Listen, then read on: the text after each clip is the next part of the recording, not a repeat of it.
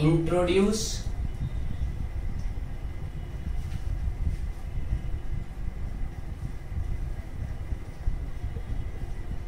announce,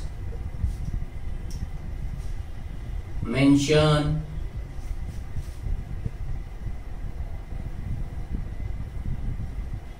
explain, describe, suggest, काय सांगता येईल तुम्हाला, demonstrate,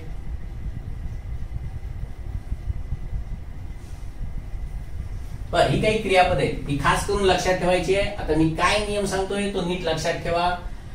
या पर्टिक्युलरली क्रियापदांसाठी ही क्रियापद पुस्तकामध्ये पण मी दिलेली आहेत. खास करून प्रत्येकाने ही क्रियापद पाठ करा, लक्षात ठेवा, काय वाटतंय ते करा.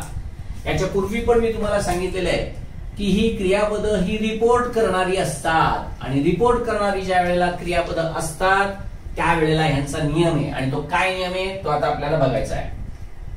समजा मी इकडे असं म्हटलं, I have taught him English. तुम्हाला माहितीये की हे क्रियापद ज्या वेळेला दिसतं त्यावेळेला तुम्ही इनडायरेक्ट ऑब्जेक्ट आणि डायरेक्ट ऑब्जेक्ट, बरोबर आहे, असं लिहू का, डायरेक्ट ऑब्जेक्ट आणि इनडायरेक्ट ऑब्जेक्ट, कळतंय. तर डायरेक्ट आणि इनडायरेक्ट ऑब्जेक्ट यांची उलट पालट स्थिती करू शकता. म्हणजे डायरेक्ट ऑब्जेक्ट पहिले घेऊन इनडायरेक्ट ऑब्जेक्ट पण नंतर घेऊ शकता. म्हणजे तुम्ही हेच वाक्य असं पण लिहू शकता, I have taught English to him. कळतंय. सांगायचं नियम काय, डायरेक्ट ऑब्जेक्ट पहिल्यांदा घेतला, इनडायरेक्ट ऑब्जेक्ट नंतर घेतला, मध्ये प्रिपोजिशनचा वापर केला, बरोबर आहे. ही क्रियापद ज्या वेळेला तुम्हाला पॅसिव्ह मध्ये चालवायची असतात त्यावेळेला तुम्ही हे ऑब्जेक्ट पहिलं घेतलं तरी चालतं किंवा हे ऑब्जेक्ट पहिलं घेतलं तरी पण चालतं. म्हणजे थोडक्यात ही जी क्रियापद आहेत या क्रियापदांमध्ये कोणतंही डायरेक्ट ऑब्जेक्ट किंवा इनडायरेक्ट ऑब्जेक्ट कोणतंही ऑब्जेक्ट सुरुवातीला घेऊन तुम्ही पॅसिव्ह करू शकता. म्हणजे हे वाक्य तुम्ही असंही केलं तरी चालणार आहे, काय, ही हॅज बीन टॉट इंग्लिश बाय मी, असं घेतलं तरी पण चालणार आहे. किंवा तुम्ही हे वाक्य असं केलं, English has been taught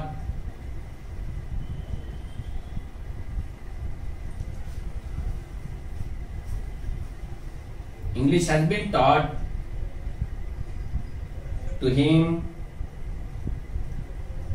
by me. समजतंय. देणे किंवा ऑफर या अर्थाचा असलेली, या हे अर्थ असलेली अशी जी क्रियापद असतात या क्रियापदांमध्ये डायरेक्ट ऑब्जेक्ट आणि इनडायरेक्ट ऑब्जेक्ट यांच्या जागांची अदलाबदल होऊ शकते. पॅसिव्ह मध्ये सुद्धा हे चालू शकतं. परंतु ही क्रियापद मात्र अशी आहेत की ती या नियमाला अपवाद आहेत. कुठल्याही परिस्थितीमध्ये जर यांचं पॅसिव्ह करायचं असेल तर तुम्हाला डायरेक्ट ऑब्जेक्टच पहिलं घ्यावं लागतं. इनडायरेक्ट ऑब्जेक्ट पहिलं घेऊन कधीही चालत नाही. एक कायम लक्षात ठेवा. म्हणजे बघा, समजा आता असं वाक्य दिलं, ही explain to me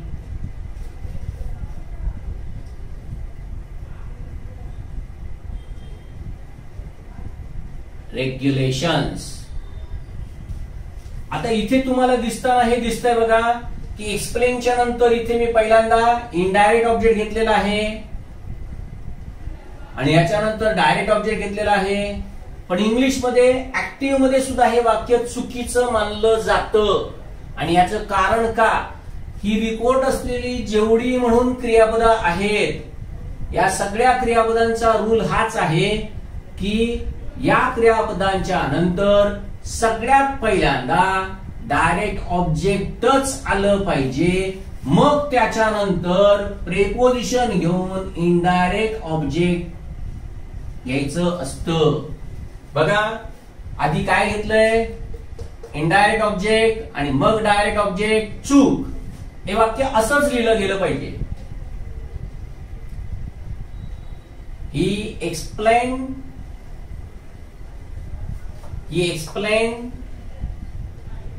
regulations to me. तरच हे वाक्य बरोबर होतं. हे मित्रांनो लक्षात ठेवा.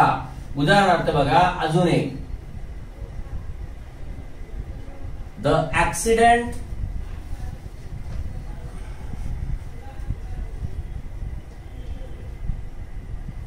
police were introduced to me. चूक आहे. कळलं का? अर्थ काय होतोय तर बघा. असं आपण धरून चालू की इकडे समवन हा करता आहे आणि हा समवन करता असेल तर याचं पॅसिव्ह मध्ये आपण काय करणार बघा. Someone introduced me to police. हे बरोबर आहे का? someone introduced police to me. एक लक्षात ठेवा, सरकारी वर्दीतला किंवा सरकारी वर्दीतले पोलीस हे मोठे आणि महत्वाचे आहेत का माझ्यासारखी व्यक्ती महत्वाची आहे? थोडक्यात डायरेक्ट ऑब्जेक्ट आणि इनडायरेक्ट ऑब्जेक्ट कुठला आहे हे तुम्हाला कॉमन सेन्सनी समजतं आणि मला हेच तुम्हाला सांगायचंय. कळलं का? त्यामुळे हे वाक्य दिसताना तुम्ही म्हणाल काय याच्यामध्ये काय प्रॉब्लेम आहे? इंट्रोड्यूस आणि इकडे टू मी म्हणजे पोलिसांचं इंट्रोडक्शन मला दिलं गेलं. अरे मग हेच तर चुकीचं आहे. माझं इंट्रोडक्शन पोलिसांना दिलं गेलं हे चालणार आहे? पोलीस ज्या वेळेला बघा एखाद्या ठिकाणी जातात आणि एखाद्या ठिकाणी गेल्यानंतर ज्या वेळेला ते एन्क्वायरी करत असतात त्यावेळी एन्क्वायरी करत असताना ते काय करणार आहेत बघा. प्रत्येकाची एन्क्वायरी करणार आहेत आणि त्यावेळेला हे समजा मी तिकडे नौका असेल तर पोलीस काय म्हणणार, हे कोण, यांची ओळख काय? त्यावेळेला कोणीतरी माझी ओळख पोलिसांना करून देतोय हे तुम्हाला नीट समजलं पाहिजे. म्हणजे तुम्हाला समजेल मला काय म्हणायचंय. का मी तिकडे गेल्यानंतर खाकी वर्दीतले हे कोण असं विचारणार आहे का? मग मला बाकीचे कोणतरी सांगतील का अहो याला पोलीस असं म्हणतात? नाही, असं होत नाही. म्हणून म्हटलं ही सगळी क्रियापद खास करून लक्षात ठेवायचे. याच्यामधलं हे क्रियापद आता परीक्षेमध्ये येऊन गेलेलं आहे, लेटेस्ट परीक्षांमध्ये. आणि दुर्दैव कुठल्याही पुस्तकामध्ये हे नसल्यामुळे मुलांना याचं उत्तर आलं नाही. म्हणून खास करून लक्षात ठेवा, परीक्षा बदली होत चाललीये, नियम वेगवेगळे विचारले जायला लागलेत आणि ह्याच्यामध्ये तुमचा टिकाव लागला पाहिजे. कारण का तुम्हाला हे शिकवतोय मी, हे पुस्तकामध्ये मी दिलेलं आहे.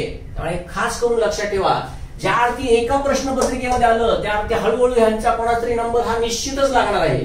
हे लक्षात ठेवा. 2019च्या परीक्षेमध्ये हे येऊन गेलेलं आहे. हे क्रियापद प्रश्नपत्रिका काढा, तुम्हाला समजेल. पुढचं बघूया. म्हणजे इकडे हे काय झालं बरोबर आहे आणि काय चूक आहे हे तुम्हाला समजलं. कारण का त्या स्पर्धा परीक्षेमध्ये काय केलं माहितीये का, नुसतं एक वाक्य दिलं गेलं आणि ते बरोबर आहे का चूक आहे का ओळखा असं दिलं गेलं. मला हेच सांगायचंय की आता स्पर्धा परीक्षा पुढे झाली, ऍक्टिव्हचं पॅसिव्ह करा, पॅसिव्हचं ऍक्टिव्ह. ठीक आहे, देतील सुद्धा ते, मला त्याच्याबद्दल काही म्हणायचं नाहीये. पण उद्या ऍक्टिव्ह आणि पॅसिव्ह वरती हे जे सहज मार्क्स मिळवायचे काय आहे, बाकीचं सगळं ऍक्टिव्ह पॅसिव्ह तर तुम्हाला येतंय. फक्त हे जे वेगळे रूल्स आहेत ना तेच फक्त लक्षात ठेवा, बाकी तर तुम्हाला येणार आहे. कळतंय? पुढचं बघू. आता बघा इथेच समजा एक असं दिलं, द डॉक्टर सजेस्टेड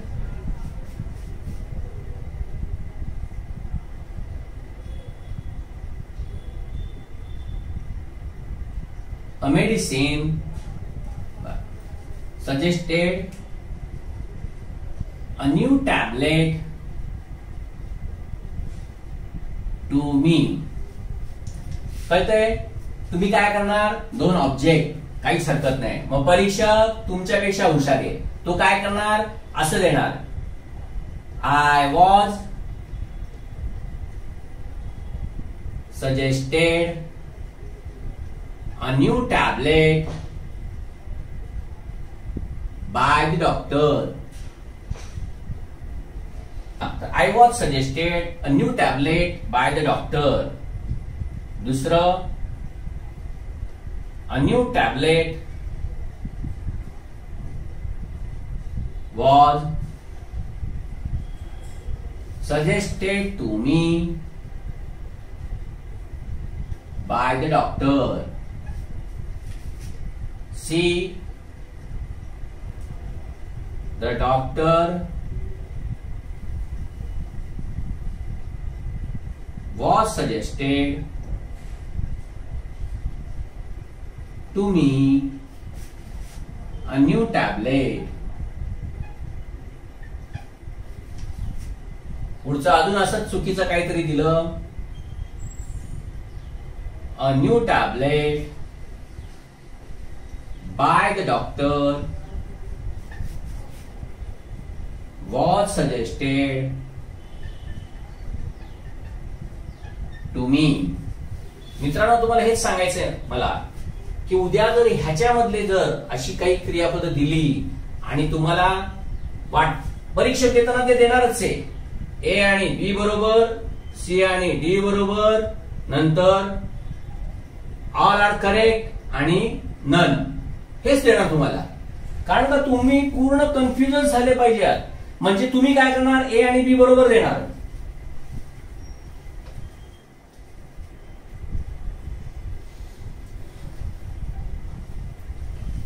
म्हणजे तुम्ही करताना काय करणार बघा, ज्या वेळेला हे दोन दिसणार त्यावेळेला तुम्ही लगेच याला बरोबर देणार. पण इकडे बघा काय दिलंय, ओनली बी. डायरेक्ट ऑब्जेक्ट हा पहिलाच आला पाहिजे आणि इथेच आपण मार खाणार आहोत. मित्रांनो, ह्याच्यासाठी ही क्रियापदं खास करून लक्षात ठेवा. पुस्तकामध्ये ही क्रियापदं दिलेली आहेत, कळतंय?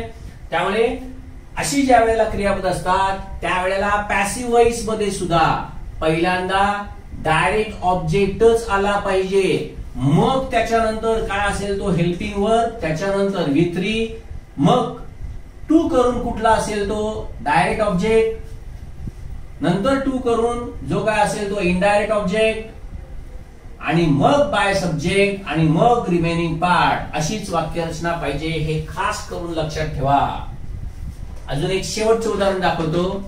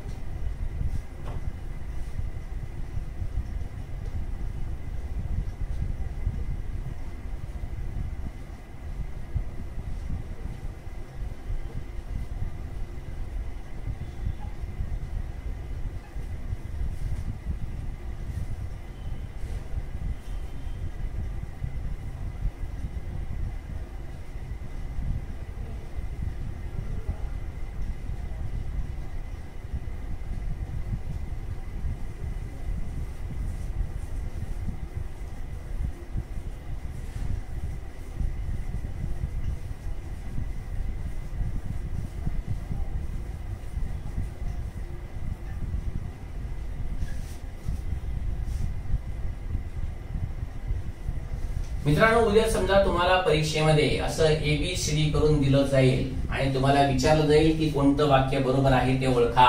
बघा तुम्ही काय कराल ते. परत नियम खूप नीट माहित असला पाहिजे. काय तर डायरेक्ट ऑब्जेक्ट पहिलं आणि मगच इनडायरेक्ट ऑब्जेक्ट. मग याच्यावरनं जर तुम्ही बघितलं तर तुम्हाला वर्बच्या नंतर सगळ्यात पहिल्यांदा मिळतंय ते इनडायरेक्ट ऑब्जेक्ट आणि त्याच्यानंतर मिळतंय डायरेक्ट ऑब्जेक्ट. वाक्य चूक, पॅसिव्ह इथे केलेलं आहे, डायरेक्ट ऑब्जेक्ट पहिला घेतलेला आहे आणि मग त्याच्यानंतर इनडायरेक्ट ऑब्जेक्ट घेतलाय. वाक्य बरोबर. याच्यामध्ये पहिल्यांदा डायरेक्ट ऑब्जेक्ट मग इनडायरेक्ट ऑब्जेक्ट, वाक्य बरोबर. परत इकडे इनडायरेक्ट ऑब्जेक्ट पहिला आहे त्याच्यानंतर तुम्हाला डायरेक्ट ऑब्जेक्ट दिसतंय, वाक्य चूक. कळतंय का? काय परीक्षक विचारतील ना, काही सांगता येत नाही. आपल्याला फक्त हेच समजलं पाहिजे नियम काय. आणि मित्रांनो, हे नियम समजून घ्या, हे खूप सोपे आहे. मी ह्याच्या अगोदर पण तुम्हाला सांगितलेलं आहे की ही काही क्रियापद असतात, रिपोर्टिंग करणारी क्रियापद. ह्यांचा जर अर्थ जर तुम्ही जर घेतला तर तो अर्थ विचित्र होऊन जातो. त्यामुळे त्यांच्यानंतर आधी डायरेक्ट ऑब्जेक्ट लागतं आणि मगच इनडायरेक्ट ऑब्जेक्ट लागत असतं. कळतंय? हा याचा अजून एक महत्वाचा रूल.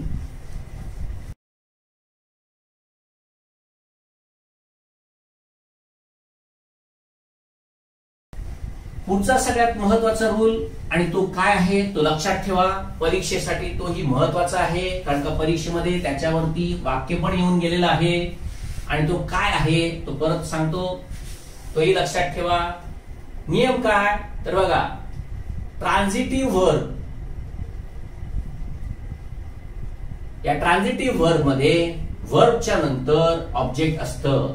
पण हेच जर इनट्रान्झिटिव्ह वर्ब असतील तर त्या इनट्रान्झिटिव्ह वर्बच्या नंतर कधीही वर्बच्या नंतर ऑब्जेक्ट नसतं. कारण का ते अकर्मक क्रियापद आहेत आणि पॅसिव्ह करत असताना कर्माची आवश्यकता असते. कारण का ज्याच्यावर क्रिया होते तो ऑब्जेक्ट आपल्याला पॅसिव्ह व्हॉइस मध्ये सर्वात प्रथम घ्यावा लागतो.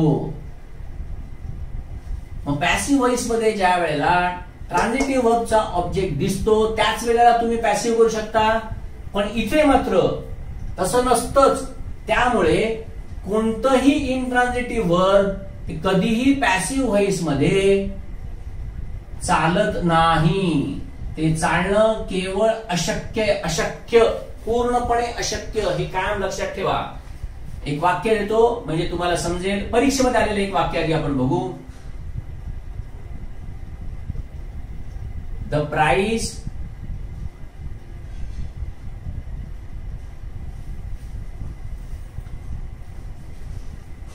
The price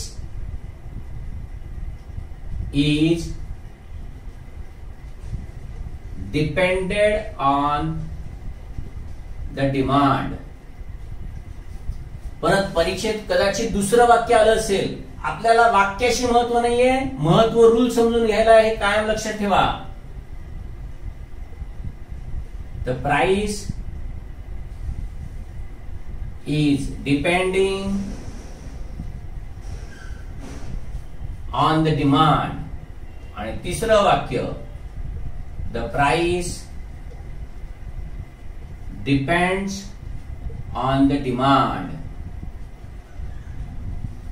मित्रांनो, हे सगळं काय चूक आहे, काय बरोबर आहे असं करत असताना तुम्हाला असं वाटेल की फक्त म्हणजे याला समजा एबीसी दिलं तर तुम्ही उत्तर काढाल की हे पण बरोबर दिसतंय कारण का इजच्या नंतर आयएनजी आहे आणि हे पण बरोबर आहे कारण का सब्जेक्टच्या नंतर वर्ब म्हणजे वर्तमानकाळी रूप आहे. त्यामुळे हे पण बरोबर वाटतंय. ही दोन्ही बरोबर आहे.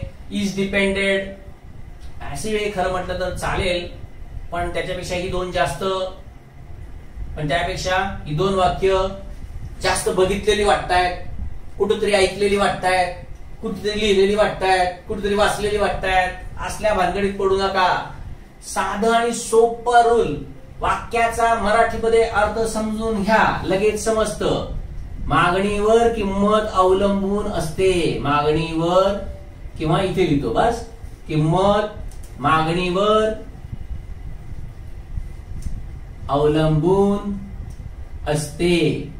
एवढं एकदा तुम्ही लक्षात ठेवलं तुम्हाला लगेच समजेल. काय अवलंबून असणे हे क्रियापदे आणि अवलंबून असणारी किंमत हे सब्जेक्ट आहे. हे ऍक्टिव्ह व्हॉइसचं वाक्य आहे. त्यामुळे अर्थातच हा पर्याय चुकीचा आहे. आणि आता दुसरा नियम बघा की तुम्ही म्हणाल सर मग हे ऍक्टिव्ह बरोबर आहे, मग हे ऍक्टिव्हचं काय, ह्याचं काय, तर आता तेच बघायचंय. आणि त्याच्यासाठी कंटिन्युअस प्रेझेंट मध्ये मी तुम्हाला सांगितलं होतं की काही क्रियापद असतात ही कधीही कंटिन्युअस टेन्स मध्ये चालत नाहीत. आणि ही क्रियापद जी असतात ती नॉन ऍक्शन वर्ब असतात. आणि कोणतंही नॉन ऍक्शन वर्ब हे कधीही कोणत्याही कंटिन्युअस टेन्स मध्ये चालत नाही. कधीही आणि कोणत्याही कंटिन्युअस मध्ये. मग भले तो कंटिन्युअस प्रेझेंट असू दे नाहीतर कंटिन्युअस पास्ट असू दे, यांच्यामध्ये ते चालणार नाही म्हणजे नाही. अवलंबून असणे हे क्रियापद तसंच आहे. हे क्रियापद आहे, हे नॉन ऍक्शन वर्ब आहे. जसं बघा मी म्हटलं I depend on my parents. बघा हेच वाक्य उद्या समजा परीक्षेमध्ये दिलं, आय डिपेंड ऑन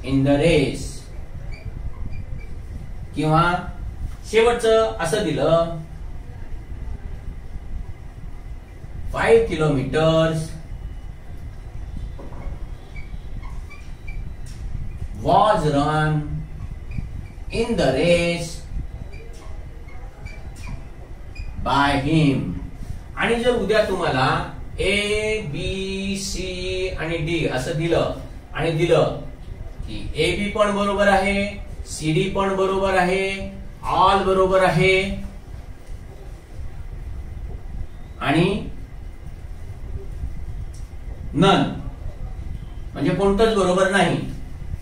आता हे बघितल्यानंतर तुम्हाला असं सहज वाटतं बघा की ह्याच्यामध्ये ही रॅन 5 किलोमीटर, याच्यामध्ये हा ऑब्जेक्ट आहे. मग तुम्हाला हे माहिती असतं की अंतर हे नेहमी एकवचनामध्ये असतं. मग तुम्ही एक वचन बघता 5 kilometres was run by him in the race, बरोबर आहे.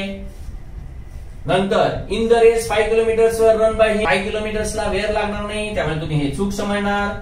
5 किलोमीटर्स वेअर रन चालणार नाही. कारण का?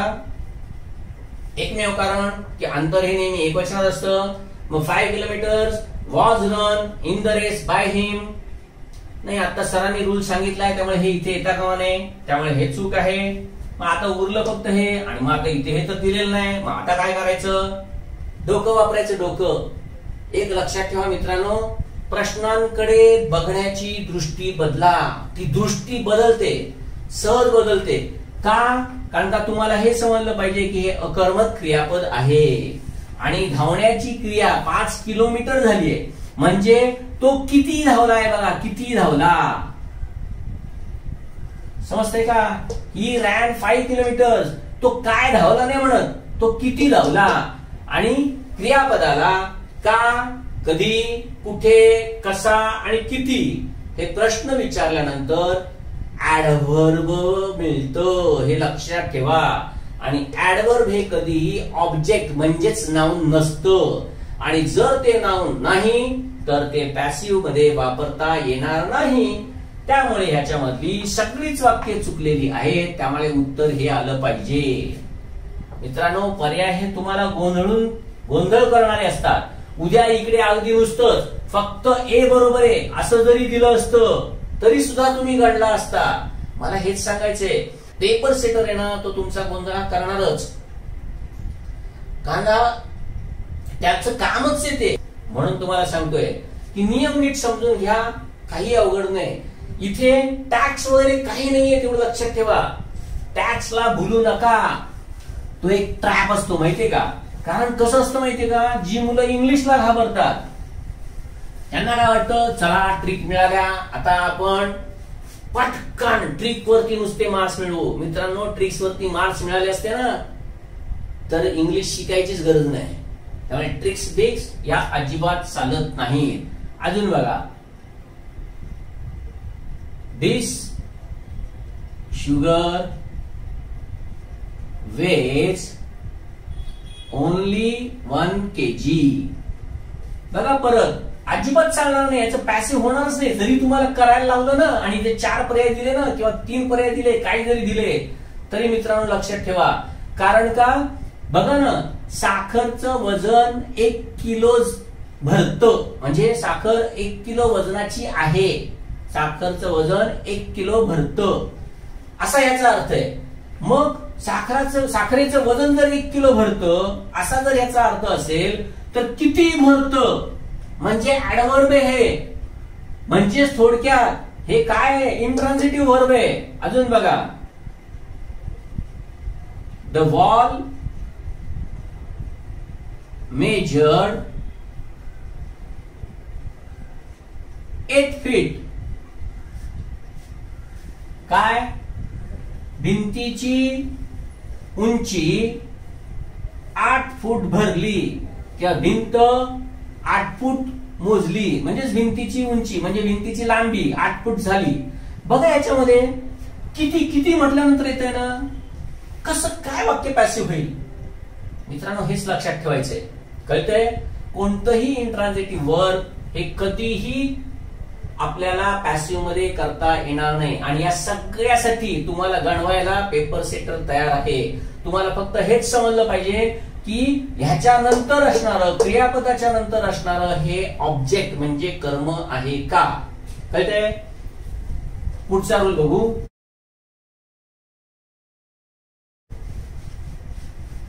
पुढचा रूल पण अतिशय महत्वाचा आहे आणि तो फक्त एवढ्याच कारणासाठी की आजपर्यंत आपल्याला माहितीये की ज्या वेळेला पॅसिव्ह आपण करत असतो त्यावेळेला तिकडे आपण नेहमी बाय वापरत असतो. बाय, बरोबर आहे ना. पण काही क्रियापद अशी आहेत की क्रियापद मी तुम्हाला दाखवणार आहे. सरप्राईज, ॲस्टॉनिश, अलार्म, डिस्ट्रेस, ही जी क्रियापद आहेत ह्यांच्यानंतर नेहमी तुम्हाला ऍटच वापरावं लागतं. म्हणजे कर्त्याचं सांगतोय आम्ही. तेच कन्सिस्ट, कंटेन, इंटरेस्ट यांच्यासाठी तुम्हाला इनच वापरावं लागतं. प्लीज, सॅटिस्फाय, इम्प्रेस, डिस्गस्ट असं जर असेल तर त्याच्यानंतर विथच वापरावं लागतं. म्हणजे सांगायचं फक्त एवढंच आहे की हे ठरलेलं आहे. आणि मगाशी मी तुम्हाला सांगितली बघा ती राईट, नो आणि ऑब्लाइज यांच्यानंतर टूच असतं. ही एवढी क्रियापद आहेत ना, एवढी फक्त लक्षात ठेवा.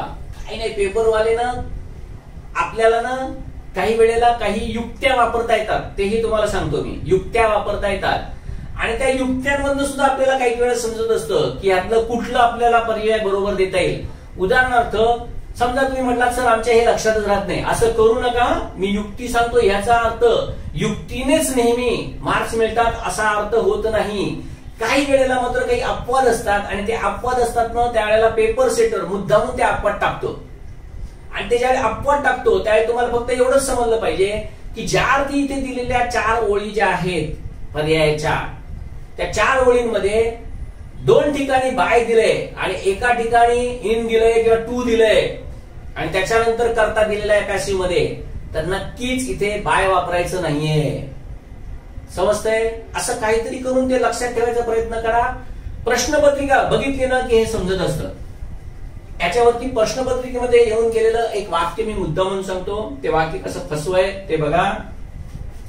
परीक्षेमध्ये असं एक वाक्य येऊन दिलं गेलं, I am interested in maths. मला वाटतं इंजिनिअरिंगच्या प्रश्नपत्रिकेमध्ये आलं. कुठे काय येईना लक्षात ठेवा. एमपीएससीच्या एका प्रश्नपत्रिकेमध्ये आलेलं वाक्य आहे, I am interested in maths. आता मित्रांनो तुम्ही फक्त ह्याचा अर्थ बघा आणि तुम्हाला समजेल की अर्थ ऍक्टिव्ह व्हॉइस सारखा आहे. बघा, मला गणितामध्ये इंटरेस्ट आहे किंवा रस आहे. मला रस आहे म्हणजे रस असणारा मी आहे. समजतंय का? बघा, मला गणितात रस आहे.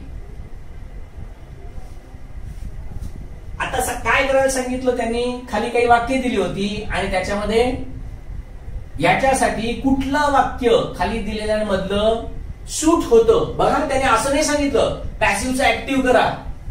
त्यांनी सांगितलं खाली दिलेल्या वाक्यांमधलं कुठलं वाक्य याच्याशी सूट होतं म्हणजे हेच अर्थ दाखवतो, एक्सप्रेस द सेम मिनिंग. आणि मग परीक्षकांनी असं वाक्य दिलं, I am taking interest in maths किंवा I take interest in maths. नंतर मॅथ्स इंटरेस्ट मी आणि I am not interested in other subjects. बघा मित्रांनो, याला बरोबर अर्थ असणारं वाक्य कुठलं? तुम्हाला असं पण नाही विचारलं ऍक्टिव्ह करा पॅसिव्ह करा, हे आता नवीन स्टाईल आहे सगळी, कळलं का? मग ज्यावेळी तुम्ही हे वाक्य बघता त्यावेळी तुम्हाला असं वाटतं अरे हे एकदम बरोबर आहे रे, I am taking interest in maths, हे पण बरोबर वाटतंय, I take interest in maths, हे काहीतरी चूक आहे. असं कधी आज पण मी ऐकलेलं नाहीये. मॅथ्स इंटरेस्ट मी, हे कसं काय? मॅथ कसं काय माझ्यामध्ये इंटरेस्ट घेणार? हे चूक. आणि आय एम नॉट इंटरेस्टेड, नाही हे काय बरोबर वाटत नाही, कारण का मॅथ्स मध्ये इंटरेस्टेड आहे याचा अर्थ बाकीच्या विषयांमध्ये इंटरेस्ट नाही असा होत नाही, त्यामुळे हे चूक. म्हणजे ही दोन वाक्य बरोबर वाटली. आणि मित्रांनो सगळ्यात मजा म्हणजे काय माहितीये का? हे वाक्य चूक आहे, हेही वाक्य चूक आहे आणि हेही वाक्य चूक आहे. क्रियापद, मी परत तेच सांगतोय, क्रियापद पॅसिव्ह व्हॉइस मध्ये आहे हे समजून घ्या. आणि ज्यावेळी ते तुम्हाला समजतं क्रियापद पॅसिव्ह व्हॉइस मध्ये आहे, त्या अर्थी बघा काही क्रियापदांच्या नंतर इन लागतं, इन, मग म्हणजेच इथे हा सब्जेक्ट आहे. मग मॅथ्स इंटरेस्ट मी एक वचन आहे, मॅथमॅटिक्स विषय, फक्त हे एकमेव वाक्य बरोबर येतं. बघा पेपर सेंटर कसे गंडवत असतात बघा. अजून एक उदाहरण बघू.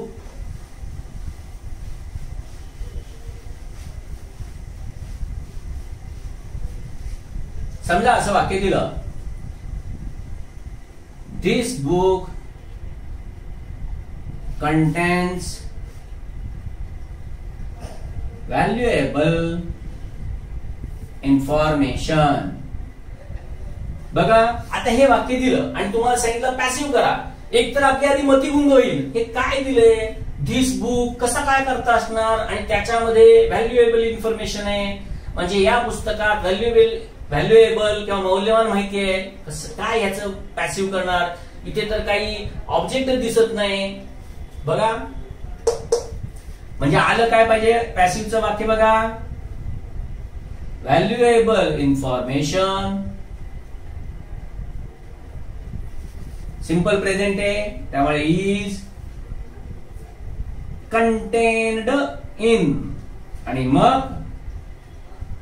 दिस बुक. कळतंय का मित्रांनो? इतकं सोपं आहे, पण आपल्याला माहिती नाही, कधी वाचलं नाही, कधी बघितलं नाही, आणि आपण गोंधळून जातो. कळतंय? ही क्रियापद खास करून लक्षात ठेवायची. खास करून हेही परीक्षेमध्ये एकदा येऊन गेलेलं आहे, आता सांगितल्याप्रमाणे कंटेन येऊन गेलेलं आहे, अजून ह्याच्यावरची आलेली नाहीये, हे मात्र येऊन गेलेलं आहे. मगाशी मी तुम्हाला दाखवलं, राईटचं नोचं पण दाखवलं, ऑब्लाइजचं तुम्हाला सांगितलं, परीक्षेमध्ये नुकतंच येऊन गेलेलं आहे. तर अशा प्रकारे तुम्हाला म्हणजे बघा असं वाक्य येऊन गेलं, गॉड ऑब्लायजेस मी, असं वाक्य येऊन गेलं ऍक्टिव्हचं. आणि मग याच्यानंतर याचं पॅसिव्ह दिलं गेलं, I am obliged by God, नंतर I am obliged with God, आणि I am obliged to God. मित्रांनो दुसरं काहीच नाही, बस फक्त एवढंच माहित असलं पाहिजे, right, not obliged to. Please satisfy impress disgust. लक्षात ठेवता आलं पाहिजे आपल्याला की बाबा नाही इथे काय असणार, विथच आलं पाहिजे. तर हे अलीकडच्या परीक्षेमध्ये येऊन गेलेलं. परत मी देतोय ते पर्याय ते बघू नका, पेपर सेटर काय गणवू शकतो ना ते बघा. कळतंय? पुढचं बघा, विथच एक दाखवतो.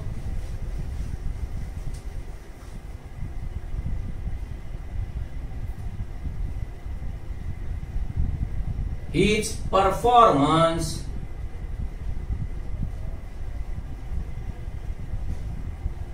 satisfied his parents. His performance म्हणजे त्यांनी जो काही परफॉर्मन्स परीक्षेमध्ये किंवा कुठे दाखवला असेल तर his performance satisfied his parents. म्हणजेच काय होणार आहे बघा, his parents were satisfied by नाही with his performance.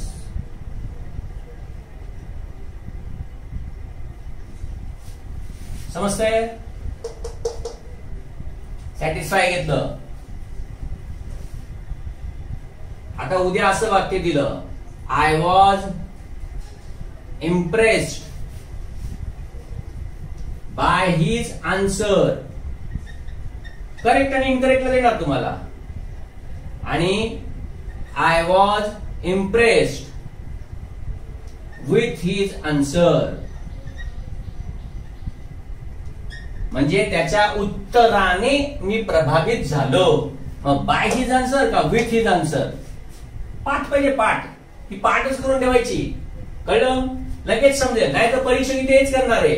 ओनली ए बरोबर, ओनली बी बरोबर, बोथ बरोबर. आणि त्याच वेळेला तुम्हाला समजलं पाहिजे की ज्या अर्थी बाय आणि विथ असं दोन्ही दिलंय, बाय तर आपण नेहमीच वापरतो, म्हणजे कशाला, चला विथलाच बरोबर देऊ. परत प्रत्येक वेळी हे असलं करू नका.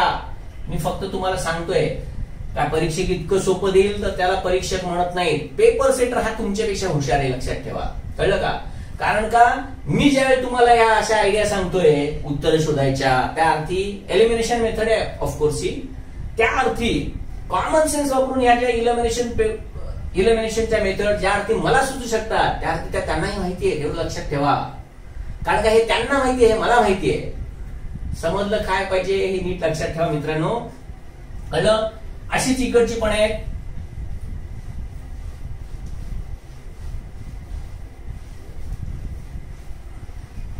हेच आता समजा याच्यामधलंही घेतलं.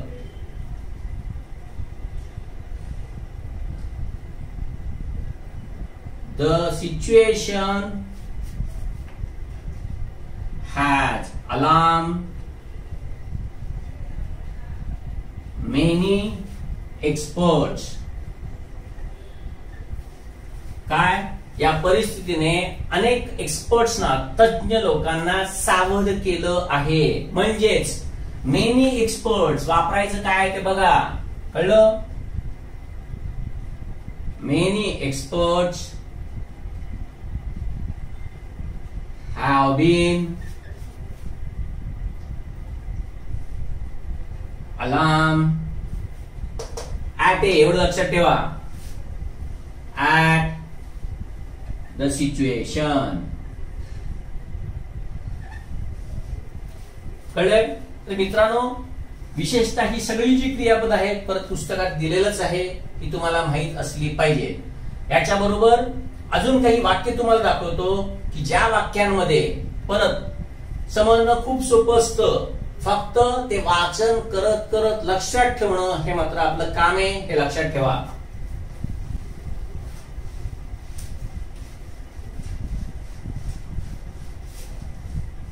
आता इथे ही जी आता आपण बघितलेली जी क्रियापद होती, या क्रियापदांमध्ये कमीत कमी माणूस तरी होता. काही वेळेला काय होतं, माणूस नसतो तर निर्जीव अशी काही ना काहीतरी गोष्ट असते. आणि त्यावेळेला परत काय करायचं हेही समजलं पाहिजे. बघा,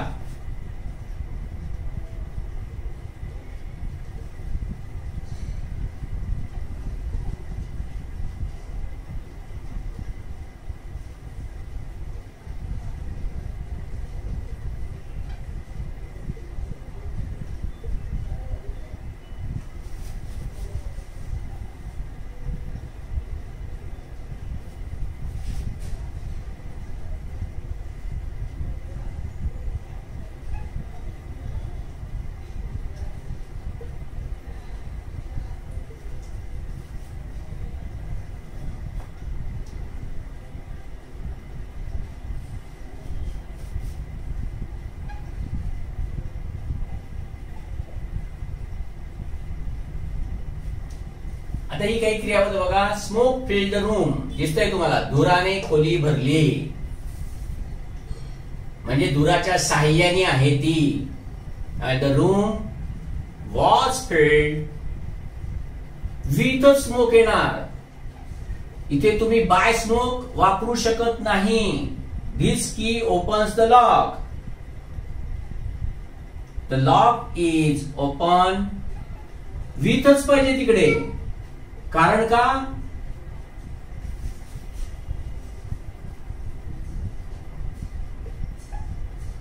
की यांचं सहाय्य होतंय खोली भरण्यासाठी, याचं सहाय्य झालंय. लॉक उघडण्यासाठी ह्याचं सहाय्य झालंय. आता ही थोडीशी वेगळ्या प्रकारची वाक्य बघा. दिसताना इकडे तुम्हाला ऍक्टिव्ह दिसतंय, करतोय ना. बघा काय होतंय, द ग्रास नीड्स कटिंग, याचा अर्थ काय, गवत कापणे गरजेचं आहे किंवा गवताला कापणं गरजेचं आहे किंवा गवत कापणं गरजेचं आहे. इथे बघा दिसताना असं दिसतंय हा सब्जेक्ट आणि हा वर्ब आहे आणि ह्याची कटिंग करायची आहे, पण हा जो सब्जेक्ट आहे ना ह्याच्यावरतीच ही क्रिया होणार आहे. आणि त्यावेळेला अशी जी वाक्य असतात ती अशीच बघा कशी पॅसिव्ह होतात. इथे असं करावं लागतं, the grass needs to be cut. इथे पण असंच, द स्कूटर नीड सर्व्हिसिंग, म्हणजे स्कूटरची सर्व्हिसिंग करणं गरजेचं आहे, म्हणजे सर्व्हिसिंग करण्याची क्रिया परत याच्यावरती होणार आहे. त्यामुळे काही वेळेला असे सब्जेक्ट आणि ऑब्जेक्ट हे तेच राहतात. मग त्या वेळेला मात्र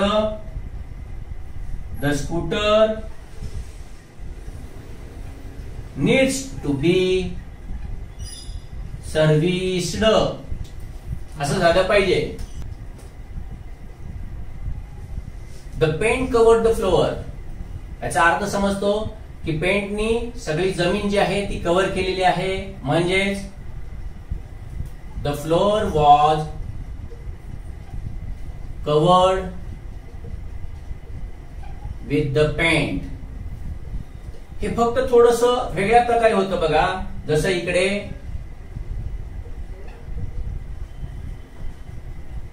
the field has been overgrown आणि with grass.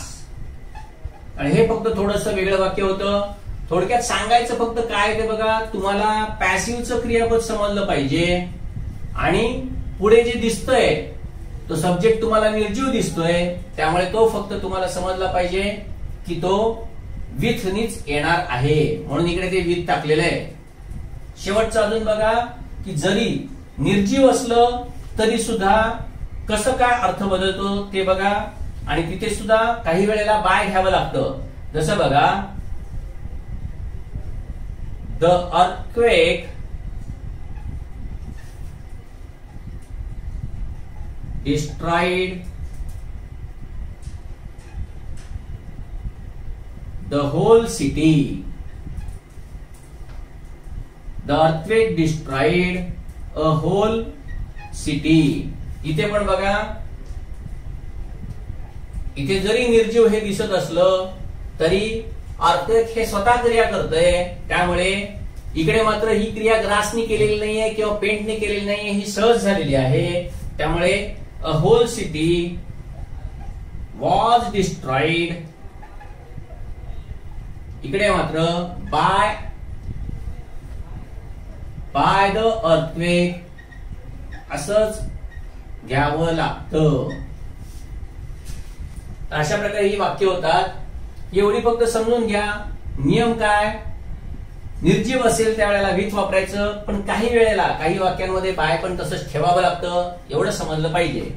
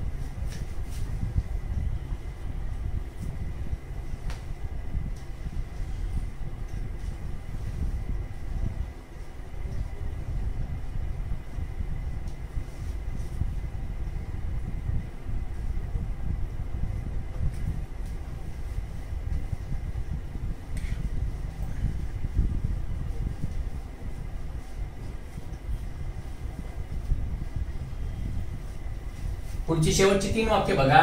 परीक्षेमध्ये येऊन गेलेली 2 वाक्य आहेत. याच्यामध्ये तुम्हाला हे दिसतंय, द एज्युकेटर्स हा सब्जेक्ट आहे, इकडे हे क्रियापद आहे तसंच इकडे पण हे क्रियापद आहे आणि या दोघांचा ऑब्जेक्ट मात्र वेगवेगळा आहे, इकडे पण वेगळा आहे. मग असं असेल त्यावेळेला ते वाक्य कसं होतं ते बघा. जसं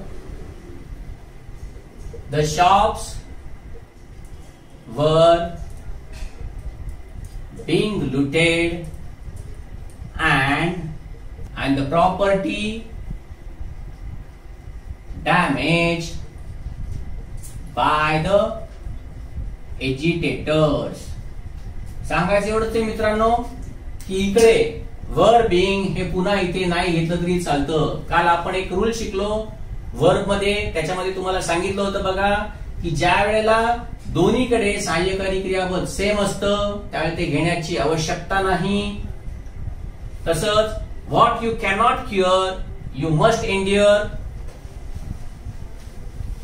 हे पण वाक्य परीक्षेमध्ये येऊन गेलेलं. अर्थात पॅसिव्हच्या पर्यायामध्ये हे तुम्हाला वाक्य सहज समजतं. इथे तुम्हाला समजतंय की हा ऑब्जेक्ट आहे आणि इकडे हा सब्जेक्ट आहे. इथे पण दोन्ही ठिकाणी एकच सब्जेक्ट आहे. म्हणजे थोडक्यात व्हॉट हा इकडे ऑब्जेक्ट आहे, त्यामुळे याच ऑब्जेक्ट वरती ही दोन्ही क्रिया होणार आहे. मग what can not be cured must be endured अशा प्रकारे ते वाक्य होतं. आणि एक शेवटचं वाक्य, it is my duty to pay income tax on time. मित्रांनो इथे ड्युटी असू दे नाहीतर रिस्पॉन्सिबिलिटी असू दे, हे वाक्य पॅसिव्ह करत असताना कायम अशाच पद्धतीनं करावं लागतं. इथे जो काही पॉझेसिव्ह मध्ये प्रोनाउन असेल, म्हणजे इथे माय आहे म्हणजे तो करता मी घ्यायचा आणि इकडे आय एम सपोज्ड टू पे आणि मग त्याच्यानंतर बाकीचं वाक्य तसंच राहणार आहे, इन्कम टॅक्स ऑन टाइम. उद्या जर या मायच्या ऐवजी जर तुम्हाला तिकडे इट इज आवर ड्युटी किंवा आवर रिस्पॉन्सिबिलिटी आलं तर तुम्हाला हा करता घ्यायचा आहे, it is our duty to serve the nation. या आवरच्या ठिकाणी माय येऊ दे, युअर येऊ दे, नाहीतर देर येऊ दे, नाहीतर सचिन्स ड्युटी येऊ दे, नाहीतर पीपल्स ड्युटी येऊ दे. आपल्याला फक्त हा करता म्हणून घ्यायचा, एवढं समजलं पाहिजे. मग हे वाक्य कसं होणार आहे बघा. इथला सगळा आहे तो करता घ्यायचा, म्हणजे आवर साठी तुम्हाला बी घ्यावं लागेल, माय साठी तुम्हाला आय घ्यावं लागेल, युअर साठी तुम्हाला यू घ्यावं लागेल, देअर साठी तुम्हाला दे घ्यावं लागेल, सचिन साठी तुम्हाला सचिन घ्यावं लागेल, पीपल्स साठी तुम्हाला पीपल घ्यावं लागेल. आणि एवढं घेतलं की ह्याच्याप्रमाणे इथे तुम्हाला माहितीये आर होणार आहे, या सगळीकडे आर होणार आहे, इथे पण आर येणार आहे आणि या दोघांसाठी मात्र इथे आय येणार आहे आणि इकडे इज येणार आहे. आणि मग हे जे काही सहाय्यकारी क्रियापद आहे ते घेऊन सपोज्ड घ्यायचं आणि पुढचं वाक्य टू सर्व द नेशन हे तसंच ठेवायचं. अशा प्रकारे ही सगळी असर्टिव्ह सेंटेन्स जी आहेत म्हणजे साधी विधानं जी आहेत त्यांचं पॅसिव्ह व्हॉइस आपण बघितलं. हे पॅसिव्ह व्हॉइस हेल्पिंग वर्ड्स मध्ये कसं होतं आणि मॉडेल्स परफेक्टिव्ह मध्ये कसं होतं हे आपण पुढच्या लेक्चर मध्ये बघूया.